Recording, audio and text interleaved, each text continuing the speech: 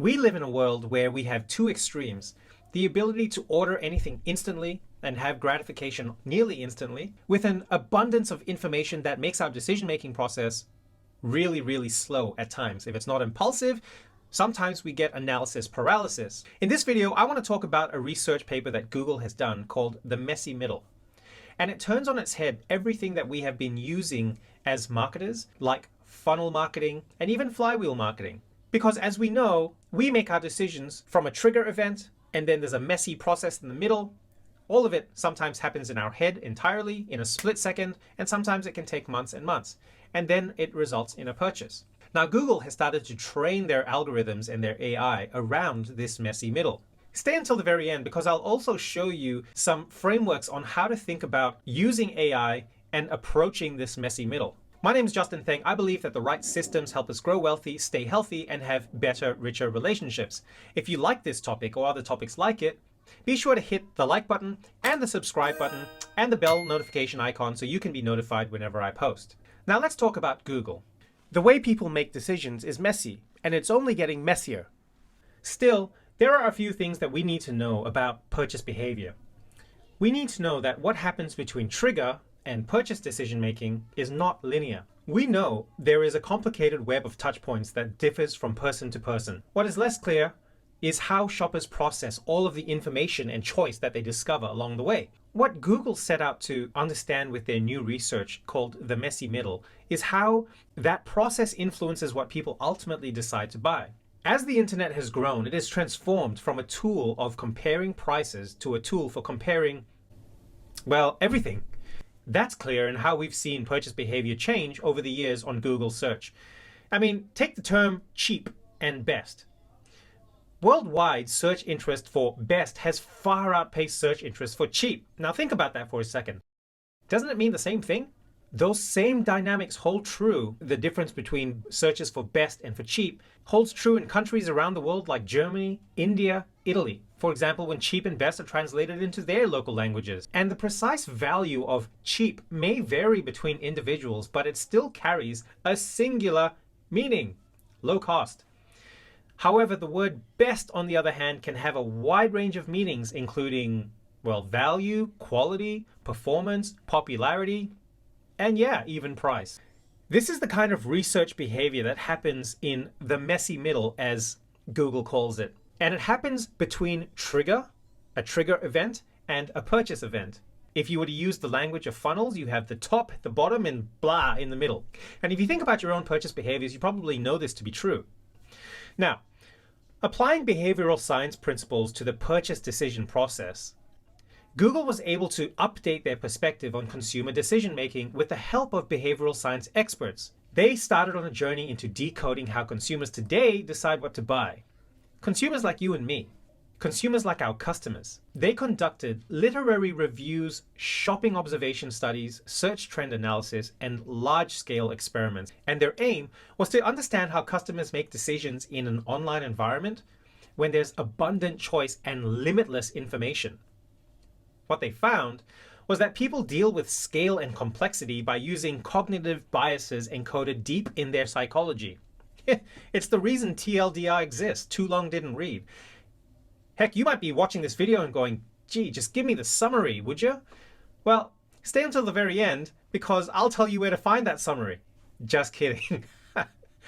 As these biases existed long before the internet, Google was curious what affects people's purchase decisions today. So what happens in the messy middle? There's an updated decision-making model that Google's starting to employ in their AI. You see, in the center of the model lies the messy middle, and it's a complex space between triggers and purchase where customers are won and lost.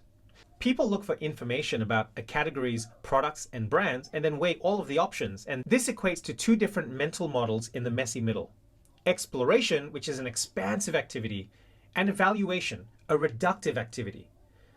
Whatever a person is doing across this huge array of online sources such as search engines, social media, aggregators, review websites, all of it can be classified into one of these two mental modes: expansive or evaluation. People loop through these twin modes of exploration and evaluation and repeat that cycle as many times as they need to make a purchase decision. Now, let's take a second to talk about cognitive biases that influence the purchase decision making. See, as people explore and evaluate the messy middle, their cognitive biases shape their shopping behavior and influence what they choose, whether they choose one product over another. And while many hundreds of these biases exist, Google prioritized 6 in their research. Here are the 6 biases that influence purchase decisions. Number 1, category heuristics. This is basically short descriptions of key product specifications that can simplify purchase decisions. Have you ever been to a food website or a health website and it says 100% organic with a little badge? Or perhaps it says farm grown or home grown? Well, those are category heuristics where you simplify your purchase decisions by taking that tag and going, okay, well, it's 100% organic. Done. That's easy. The second bias that influences purchase decisions is the power of now. The longer you have to wait for a product, the weaker the proposition becomes. Think about it. If I had 2 really great widgets, one of which you can get now and the other you can get later, which would it be? You choose now. And when you've got so much going on in your head with this decision, we choose an immediacy bias to say, well, I'll take the one that comes quicker because we assign value to that speed.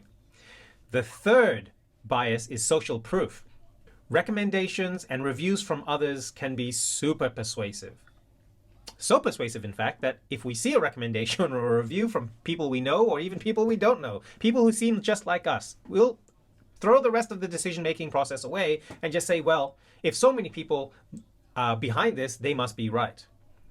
The fourth is scarcity bias. As stock or availability of a product decreases, the more desirable it becomes. The fifth is authority bias, where you can be swayed by an expert or a trusted source. And finally, the sixth is, any guesses? It's the power of free. A free gift with purchase, even if it's unrelated to the product that you're selling, can be a powerful motivator. These biases form the basis for Google's large-scale shopping experiment with real in-market shoppers, simulating 310,000 purchase scenarios across financial services, consumer goods, consumer packaged goods, retail, travel, and utilities. In the experiment, shoppers were asked to pick their first and second favorite brands within a category, and then a range of biases were applied to see if people would switch their preferences from one brand to the next.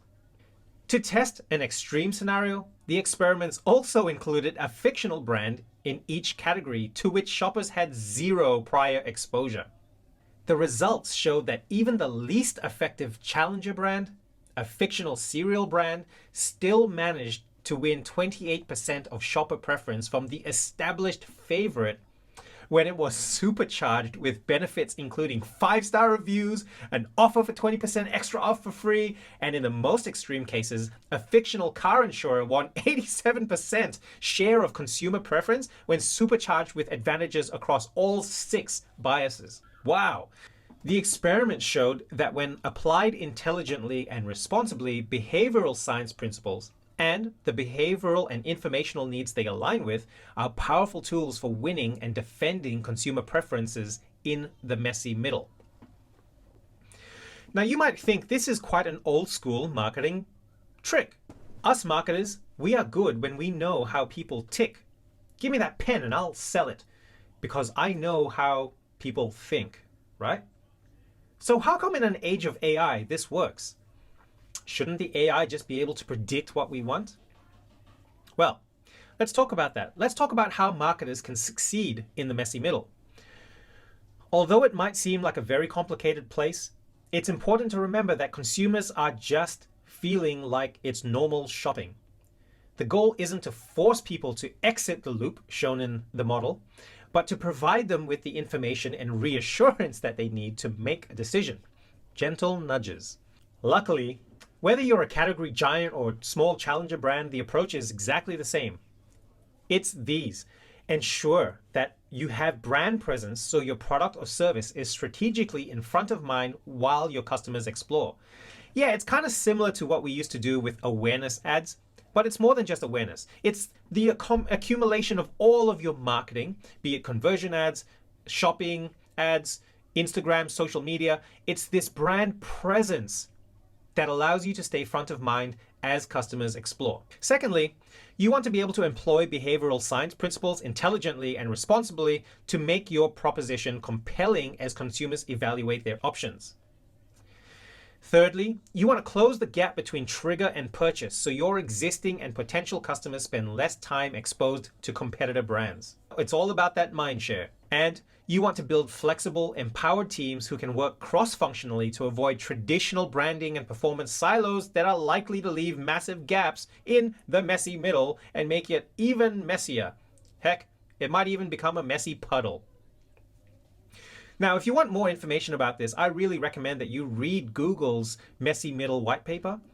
Download the full report for a full understanding of the messy middle.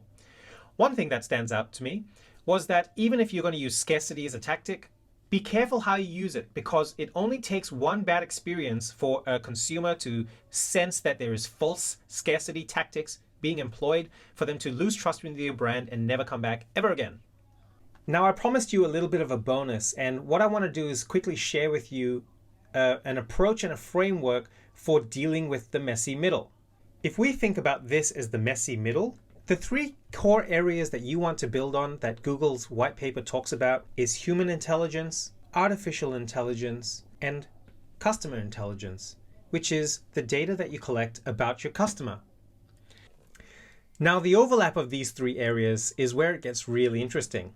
If you want this sheet and this image to refer back to, you can find the link down below, and you can just download that whenever you like. Now, I know that you live in the messy middle, and so do millions of other people. So if you found this content helpful and you found it somewhere in the messy middle, hit the like button and the subscribe button so you don't have to go through that loop process to find us ever again. And then also the bell notification to be notified whenever we post. If you didn't like it, all good, hit the thumbs down button. It still helps us figure out what you like best. Hey, we all live in the messy middle. This is Justin Thang. It's been great sharing this with you. See you next time.